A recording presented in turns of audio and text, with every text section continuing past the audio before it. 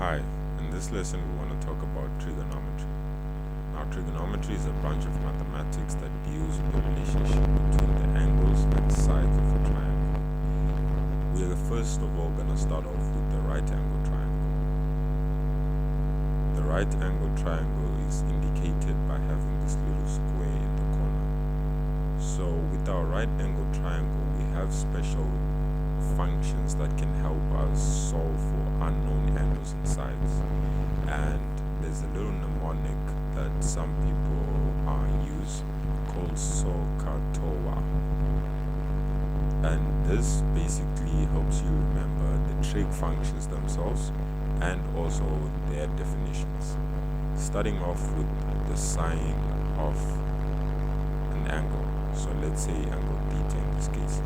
Sine theta is equals to opposite over hypotenuse, and remember that hypotenuse is the longest side of a triangle,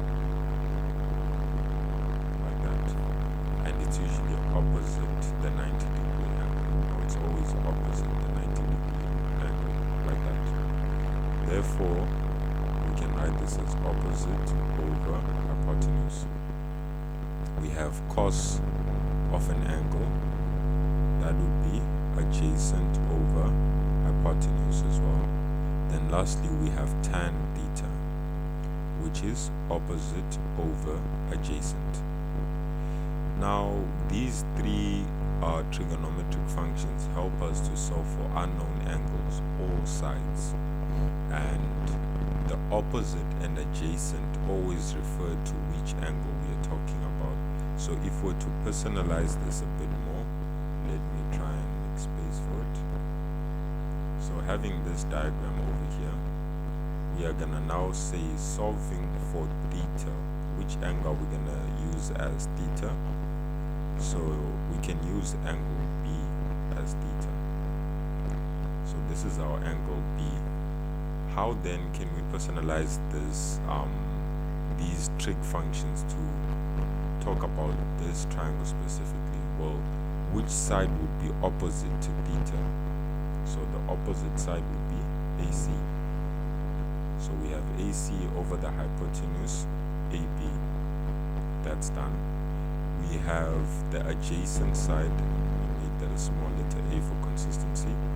So adjacent to the angle would be the side that the angle lies on, which is basically BC.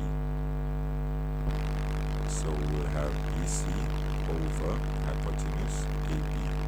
Then lastly, we have tan theta, which is opposite over adjacent. Opposite being AC, adjacent being BC.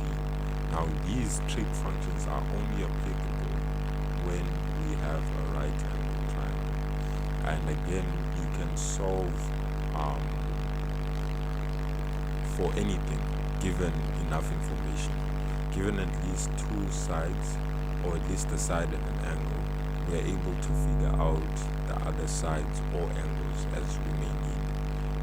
Also using in conjunction the laws that govern triangles, as in the interior angles need to be 180, we are able to find what this other side would be. Basically 180 minus 90 minus theta, which would be 90 minus theta. So now what do we do? What do we do when we are not given a right angle triangle? So when we're not given a right angle triangle, we have two other laws. So for other triangles, firstly, we have what is called the cos rule.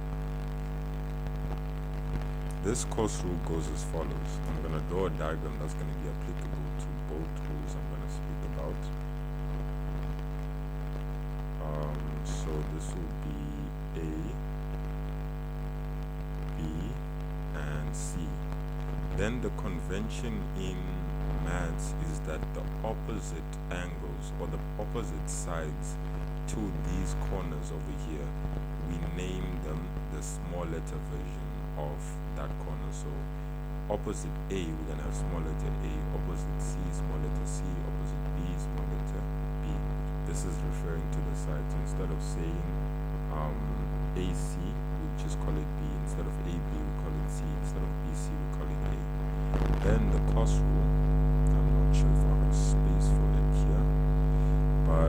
cos rule states that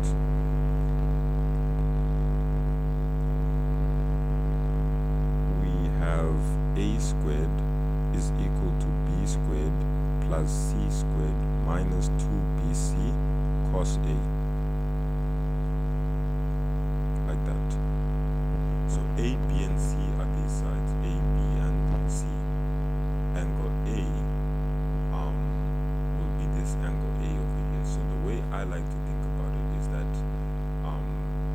this is the central angle, and the sides that form that angle are b and c. Then the side opposite that angle is a. So that's how you use this formula. We can actually substitute values into this and you would be able to see how it works. But before we do that, let's discuss the other rule, which is the sine rule. Now the sine rule can either be written as a over sine a is equal to b over sine b is equal to c over sine c. Or you could swap this and have sine a over a is equal to sine b over b is equals to sine c over c. So you can swap the numerators and the denominators. Then this is about it. So these are the ones that you use when you're not given a right angle triangle. And the cos rule is used when we have two sides and an angle, and we want to find the third side of the triangle.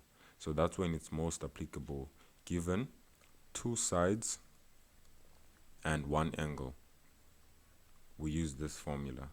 As for the sine rule, it's mostly used when we want to find a missing side or angle given at least two sides and two angles.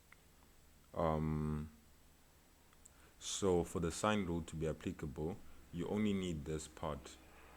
So in order for this part, you need either, what I meant to say was you need either two sides and one angle or two angles and one side, depending on what it is you're looking for. So depending on the question, you might see the cos rule being more applicable if what you're looking for is a side and you want to get a straightforward answer. But even the sine rule tends to be less work if we have enough information for it. So given two angles and you're looking for a side, then it would be more preferable for you to use the sine rule. But yeah, these are the two rules that govern non-90 degree or non-right angle triangles.